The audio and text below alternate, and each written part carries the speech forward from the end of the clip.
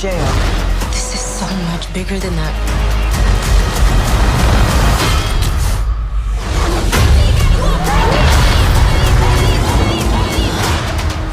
Ironheart Season 1 has officially wrapped, and I've got some things to say, not just about the show itself, but about the conversations around it, because let's be real, this show never really had a fair shot. It was review bombed before a single episode even aired.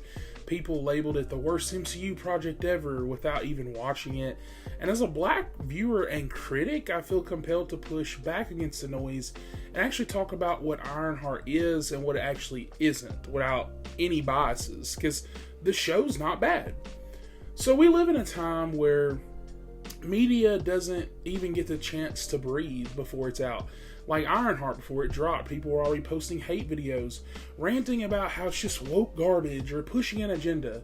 And let me be very clear, every comic book character has always been political in some form or fashion, always.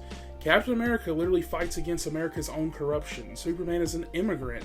The X-Men's a metaphor for racism and marginalized communities. This isn't something new, so when people say Ironheart is pushing a message, what they're really saying is that they're uncomfortable seeing a young black woman lead a story in the MCU. And that's really bizarre of an argument, because that Riri is somehow unredeemable because she steals or works with criminals. Did y'all miss the part where Iron Man sold weapons for a living? Or Ant-Man was, in prison for committing crimes?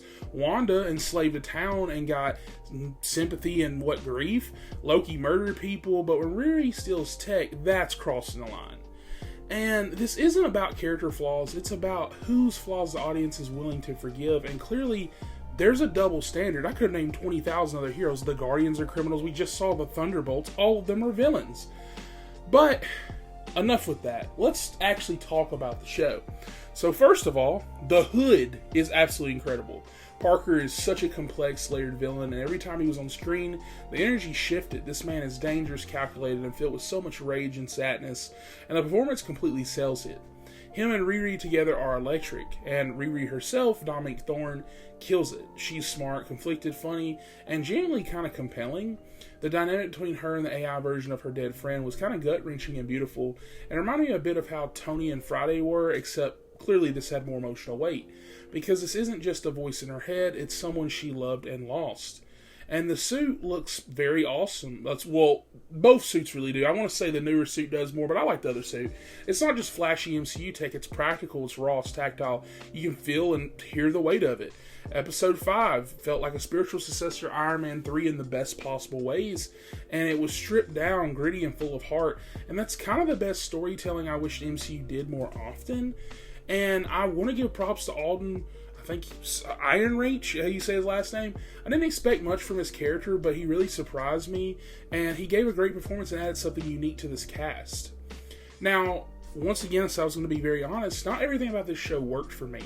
The crew outside of Riri and the Hood, and I guess the cousin really, didn't really land for me. There were 2 girls in the team, had solid fight scenes, but outside of that, they're even super one note. It felt like the writers didn't really know what to do with anybody else in the team once the fighting stopped.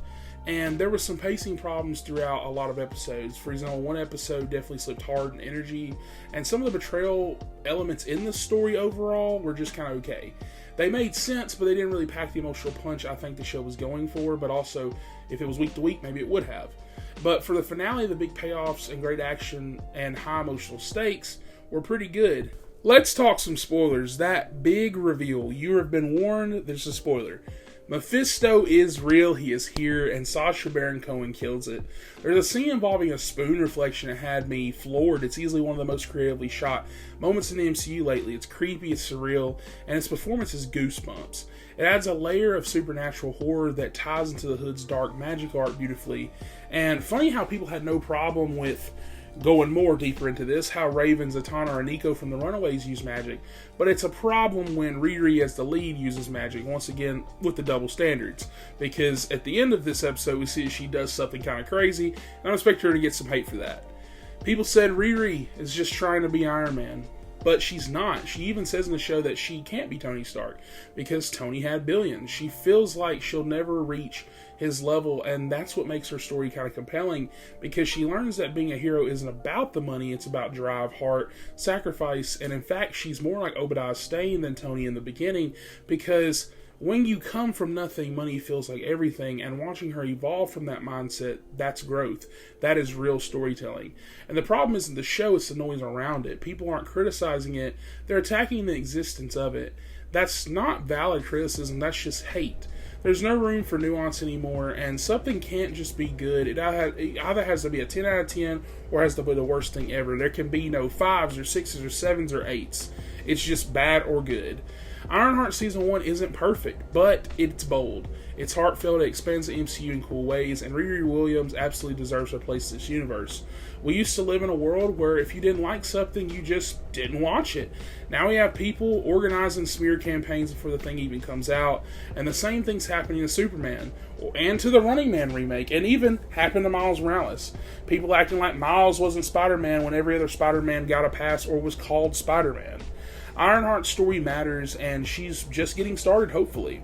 So overall, I'm going to give Ironheart Season 1 an 8 out of 10. I think it's complex enough, it's fun, emotional, and, unfairly when you judge it, I think that she's a welcome addition to the MCU. And so with that, hope that you guys like this full review. Like, subscribe for more full reviews and more breakdowns and coverages. And with that, I'll catch you guys on the next one. I want to build something undeniable. Something Important. iconic.